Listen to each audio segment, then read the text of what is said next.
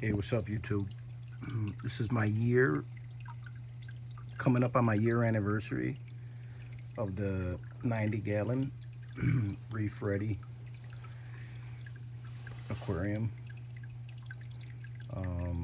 I don't do this much, but I just wanted to give you guys a little update on how the tank has been, my ups and downs. Uh, Starting up the tank, I had some issues earlier on starting up the tank, and I believe it was just from trying to rush the tank. You hear a lot of people that's been in this hobby for a while talk about not rushing it, and I tell you what, I'm a little impatient, but you know what, man, you shouldn't rush it. Shouldn't rush it at all. Just, just take your time, do your homework, and try to get as much info and knowledge on this hobby as you can. The more you do, the easier to be. Because once you get it going, and once you take your time, and once your tank gets established, it isn't that hard. But yeah, so this is my 90-gallon reef tank. It's a reef ready reef tank. I bought the tank online with the stand. I bought a auto top off tank reservoir right to the right of it. It's a 15 gallon glass auto top off reservoir. I bought a AI HD16, I guess puck light. I really like them actually. They're the one to the left. I'm really impressed with them. I think they're pretty good light for the price. The one to the right, I was trying to test this one out. It's a lot cheaper. I got it on Amazon. Tell you what, guys, don't waste your time. Don't spend your money on it. The thing is junk. I'm gonna take it off, but it's not worth the money. I guess you pay for what you get. I bought this lid.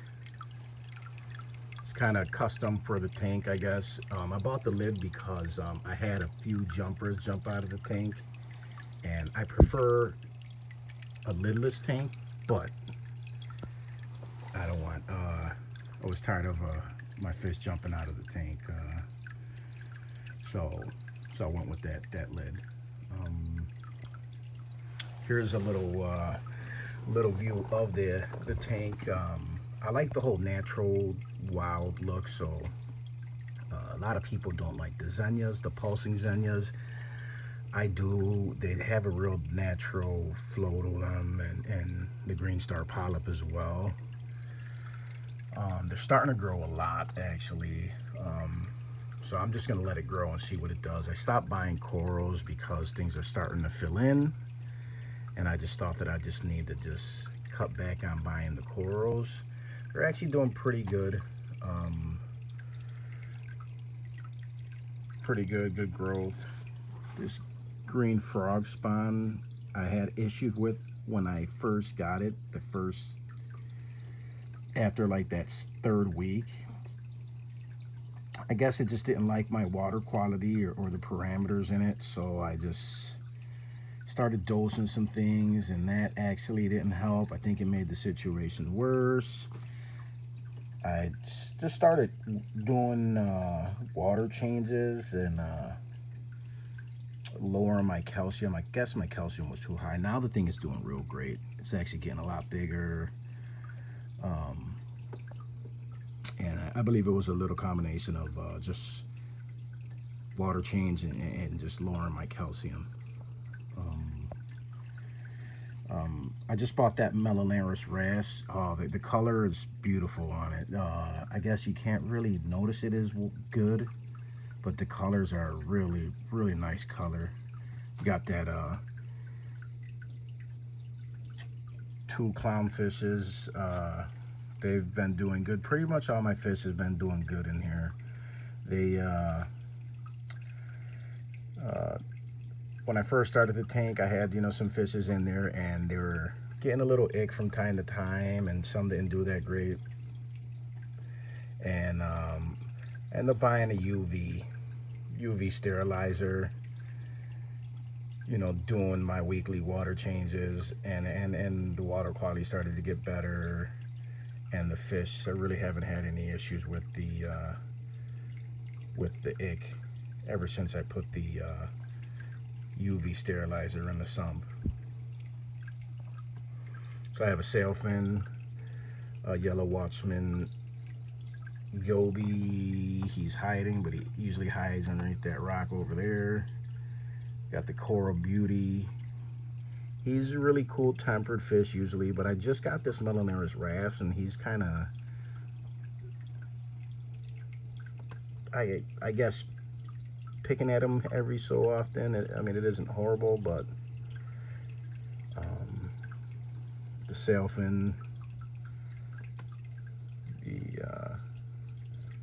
the yellow wrasse right over there.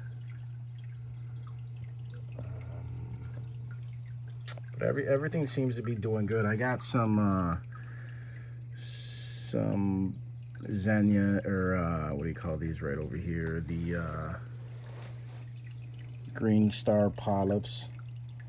They've been doing really good, taking off pretty good. Got this other leather finger right over here. That's been doing good. I had the leather close to this umbrella leather right over here. And I guess I put them too close, and the leather finger actually was stung my umbrella coral, and it actually made a hole in it, like a little hole in it, and then it started to, if you can see right over there, I zoomed in, it started to a couple pieces fall off, but he's doing good. His polyps are like always out, you know what I mean? So I think he's just like in that process of just repairing himself, and but he's doing good. You can see his polyps are out big time. And got a couple mushrooms and stuff like that, and I'm a big fan of the carpet anemones, or the rock flower anemones. This is a maxi anemone right over here. These are a few rock flowers right over here to the left. They're real easy. I got an orange one right over here. It's hard to see, but he just ended up moving over this way, and he just likes it over there. Then I have two other ones right over here. They're really easy. They really don't move much. Once they get into a spot they like, and you leave your flow alone, and they don't move. They don't move. So pretty easy. Once a week or once every other week, I feed the tank some reef roids. I just mix it up with a little bit of tank water and just dump some in there. There's no precise measurement I do or anything like that.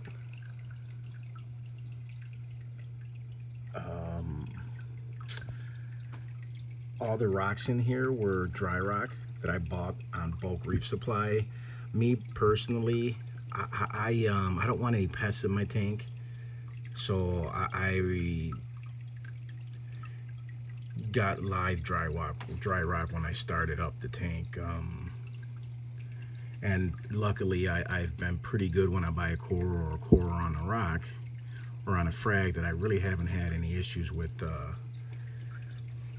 any pests, nuisance pests or anything like that. I got a couple hermit crabs that I had for a while, and a couple snails. I don't know what type, but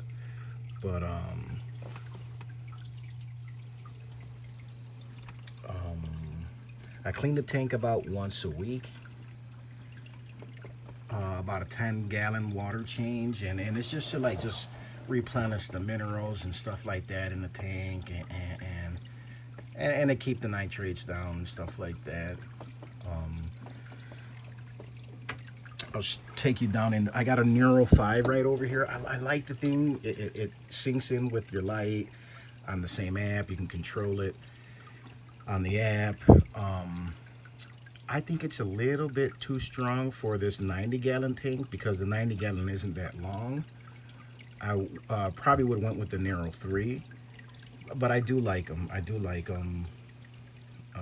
I got Current USA wave makers in here, and I tell you what, guys, I've had these for a while. I had another tank a while back ago, and I got another one back there. And I tell you what, man, they're pretty good and they last long. They're a pretty good wave maker. You know, I never had any issues with them. So you know, they're, me, to be honest with you, I think a pretty good wave maker. There's another mushroom over here. Some zinnias I planted over there. I just want the tank to go wild and to see what it does. I eventually, maybe in another year or so, year and a half, I want to get a bigger tank. Getting into this hobby, you know, you just want to start off real quick, and you know, I just got so I got a 90-gallon tank, and to be honest with you, I would love a longer tank, 6 feet. At least 120 gallon. You know, I would like the 200 gallon, but at least 120 gallon, because I think the longer the tank is, the better. You can get a little bigger fish. Yeah, that's pretty much it right here. Let me see if there's any other coral I didn't show you, but here's another couple mushrooms down here. Here's the Recordias, and here's pipe coral or an organ coral, something like that. It's not a zinnia. They're pretty cool. I like them. They're a little different. Definitely kind of looks like a zinnia, but it's definitely different. Definitely different.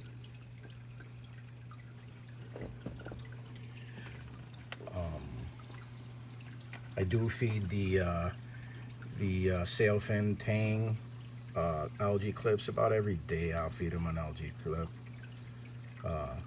Every other day. You know, there's enough algae in the tank where he could scavenge off of the rocks and the glass and stuff like that.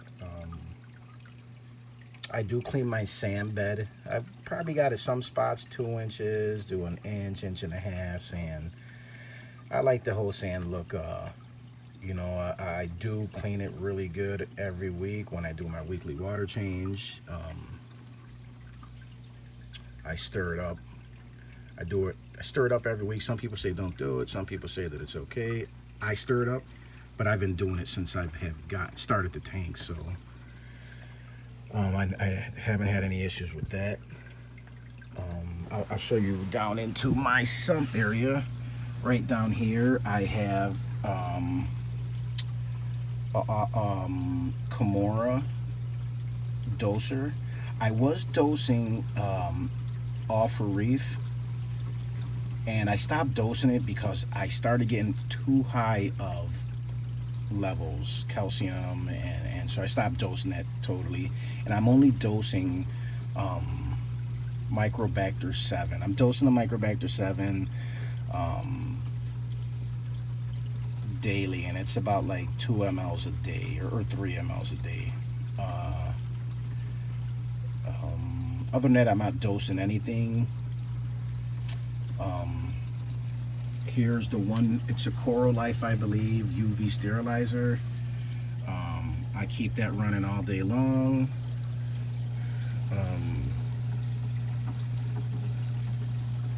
Here is it's my heater. Set it at 98, 90 or 79, and it's about 84 degrees. Keep it, it's usually around that temperature consistently. Here are the Current USA programming, whatever you want to call it.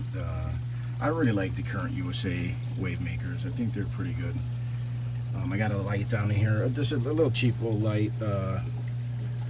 I keep the light off a decent amount down in the sump.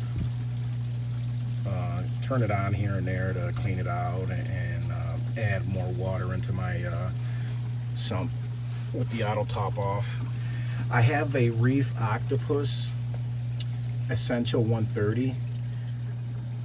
protein skimmer, and that just fit because the sump came with this whole setup. When I bought it online, it just fits in this sump area, and it does a good job. I bought it and I didn't use it because it was going haywire all the time, overflowing, and I guess there's a break-in period. Keep it running during that break-in period.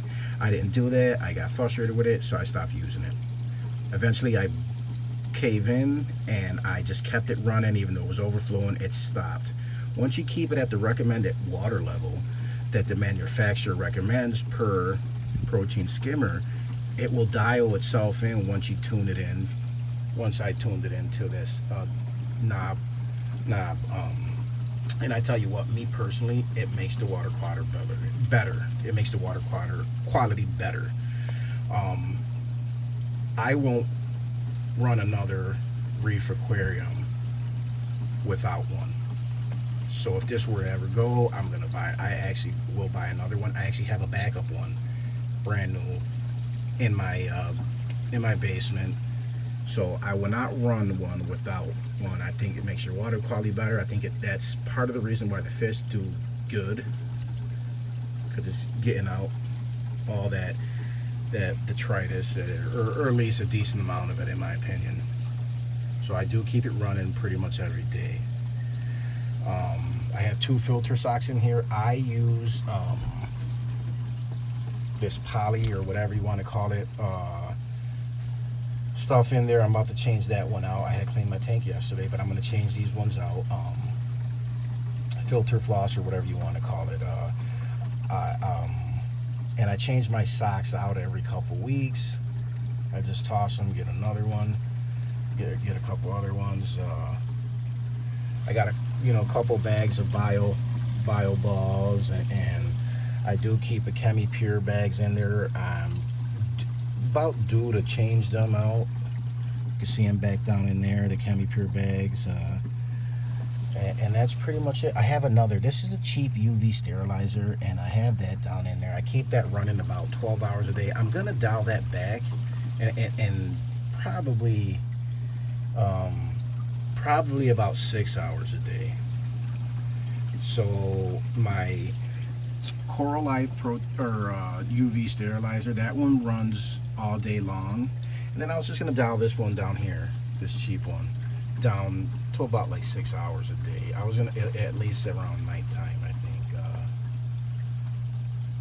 run 6 hours during nighttime, and then just it'll be off the rest of the day. This is the auto top off. I don't know if it's just this brand. It's called the Reef Breeder Auto Top Off. I have it set up, and I tell you what, I just had issues with it ever since I bought it. I just always censor something. It senses something, or it's beeping, and my wife doesn't like it. She gets aggravated because it's always beeping.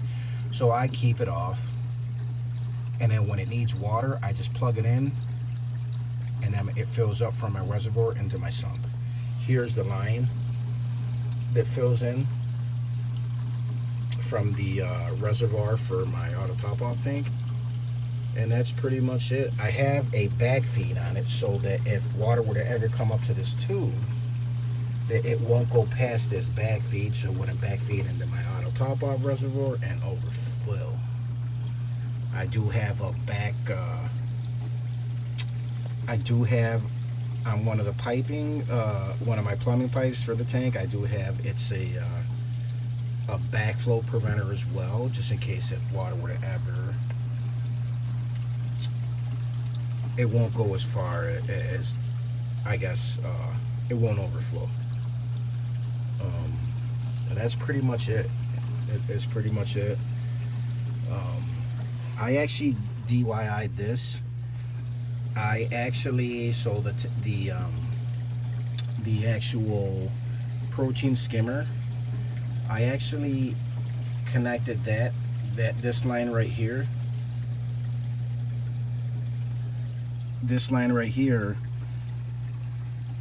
to some plumbing and a ball valve. Made a hole into the lid of this 5-gallon or 4-gallon bucket, clear bucket, because I like to see the level in there. And I just let my protein skimmer fill this up. So you know, it's a lot. I don't have to be keep dumping this little reservoir for the protein skimmer. I can just let this fill up.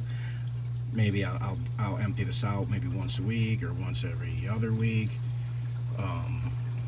So I don't have to keep messing around with it. You know, I actually like it. I think it's a great idea. I seen it on YouTube. I forgot what channel it was, and I think it's a good idea. It's definitely a good idea. I really don't put anything in my tank chemical wise. When I was having issues with the ick and stuff like that, I did buy some herb tanner. And I tell you what, guys, I think this product is really good. It's supposed to be all natural. If you got corals, you could use it in your tank. I don't know about like the really harder corals, but like these softy corals, you know, the zinnias and the green star or GSPs and your toadstool or your leathers and stuff like that, your mushrooms, and I've used it while I had them in there, and they were perfectly fine. Just don't overdose it. Don't overdose it, and never had an issue with it. I'm really impressed with the product. Here and there, I would, you know, if I put a fish in the tank, a new fish, I'd use the stress guard. The stress guard, you know, that helps to reduce the stress. It's an antiseptic, you know, helps to promote healing and stuff like that for your fish. I think it's a decent product. Every time I get a coral, I dip them. This is what I use. Every coral that I get, I dip.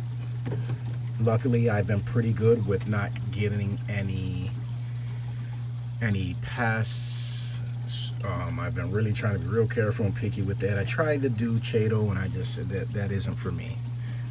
They're for refugium, and that just isn't me. I like the whole protein skimmer type setup. And that's it. You know, I got a little mess with the wires in here. Eventually, I want to clean that up. But here's my little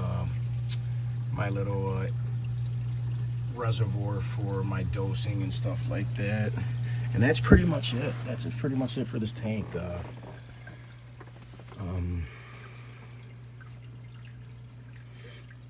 You know, if you guys got any questions, you can leave me a comment. Any questions on the type of equipment that I'm using,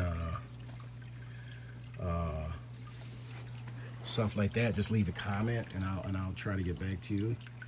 I do reef it, like I said. I would say about once a week. I just once in a while spot feed it, and then I'll just dump some in just in the tank, and I do feed the fish brine shrimp. This flakes with the green container. It's a flake formula. They really like it. All of them like it. And then the pellets to that blue container right there. It has some garlic in it and stuff like that, and they seem to like that too. So I give them a different variety. My fish like it, yours may not. Every time I feed them brine shrimp as well. I try to give that to them like every day or every other day. I feed my fish usually about once a day faithfully, sometimes twice a day. Every time I feed my fish the brine shrimp, I give them 2 drops of this Fish V. It's a vitamin. You know, I guess it's supposed to promote just good health for the fish, and so I faithfully been putting this in the food every time I give them the brine shrimp, and I put a couple drops of this garlic extreme in their food, and they love it. They go nuts for it. It's pretty cool to see them just go crazy. Or once they see me mixing it, they could see me mixing it, and they'd come up right up to the tank, and they're just like swimming all around crazy. It's pretty cool. These are the veggie seaweed that I feed the sailfin. The coral beauty eats it too here and there, and I've noticed the wrasse, the Melanaris wrasse. He's been eating it, and he likes it. They like it. So why change it if they like the food? So I give them a little variety, just in case if I run out of brine shrimp, and you know, they have this to fall back on, these, and they like it. I guess it's good to give them a different variety of food. I also have a RO system. I don't use it anymore. I guess I bought a cheap one online on Amazon, and it just wasn't that great. It was so slow to fill up a tank or a 5-gallon bucket. I do my weekly water changes, 10 gallons a week, and it just was a pain in the butt. So I think, so right now I'm just using tap water, and I'll fill this 15-gallon reservoir up. I fill that up with tap water, and then it has a pump in there. I have a circulating pump in there, so it's mixing all the time. And then I put prime. I put that Chem prime in there right over here. And so currently right now I'm using tap water from the house. It isn't really high on total dissolved solids, TDS, my water at the house. But I want to end up eventually investing in a RO system, a good one. They could fill up at least 10 gallons a week in a day. The one I have is real slow. It's ridiculous, and makes me not even want to use it. So as of right now, I've been using tap water, using prime.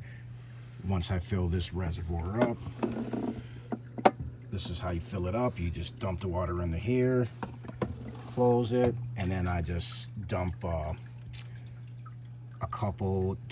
usually two capfuls of the Chem prime into this reservoir. I have the circulating pump in there, so it mixes it all up, constantly mixing up. And then I mix my my salt water. I mix that about like me personally, and you can comment on this if you want.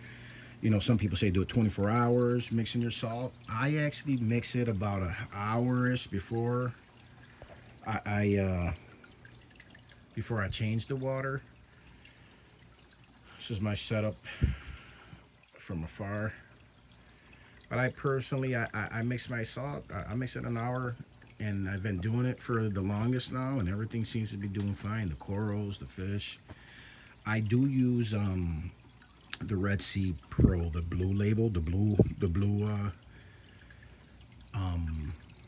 bucket salt. I personally like it. I was using the other one, the black label one, the black bucket one, and my calcium was off the walls. I switched over to the blue bucket one for the Red Sea salt, and my calcium dropped down. I did water changes, they ended up dropping down to good levels, and everything's been doing really good. I'm a really big fan of the Red Sea blue bucket, so I'm gonna stick with it. Everything seems to be doing good, so it's another reason why I'm going to stick with it. That's pretty much it.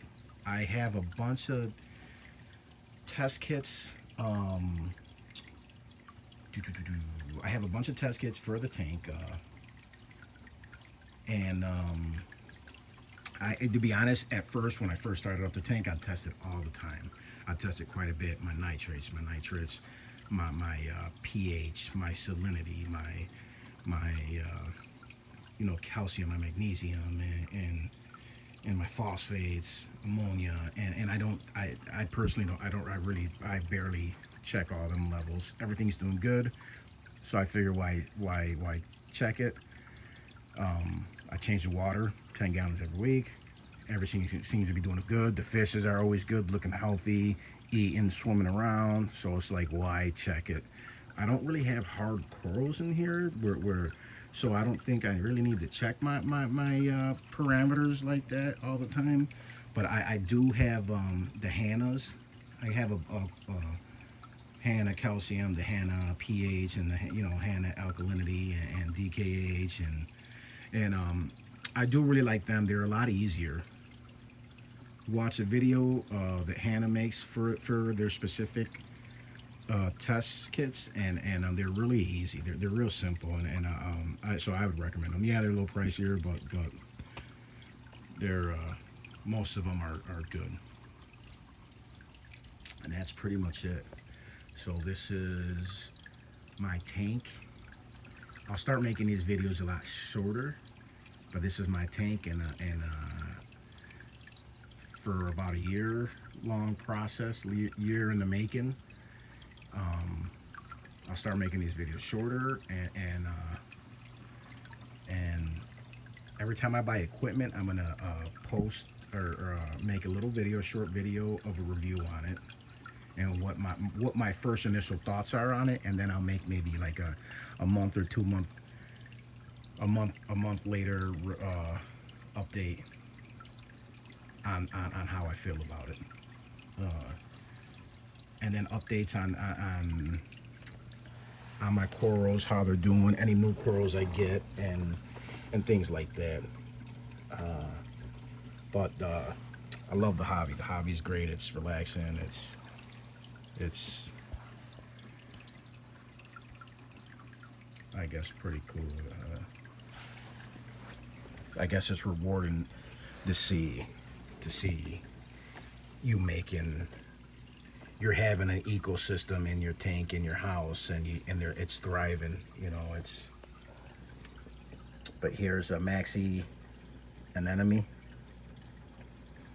Thing's pretty big. It's pretty big. And here are a few rock flower anemones. These are 3 separate ones. Here's the rock flower anemones. Are real beautiful. I love them. Nice colors. I got a variety of colors here, but there's so many more colors that are just wicked sweet, like just pretty cool. And here's another one. That's the orangest one. He's under like this little cliff, so you can't get his color because the light ain't hitting him really great. But you can't get his real nice orange color really good on this. But yeah, and then here's a couple red ones right there, and here's this green frog spawn. It's doing amazing now, man. I thought he was gonna die a while back, and I think it was just because of the high calcium, and now he's doing amazing. He's got a lot bigger, a couple heads, or a head, you know, growing. But yeah, that's pretty much it. I'll zoom in and let you see the fish swim around for a sec, and then until the next video.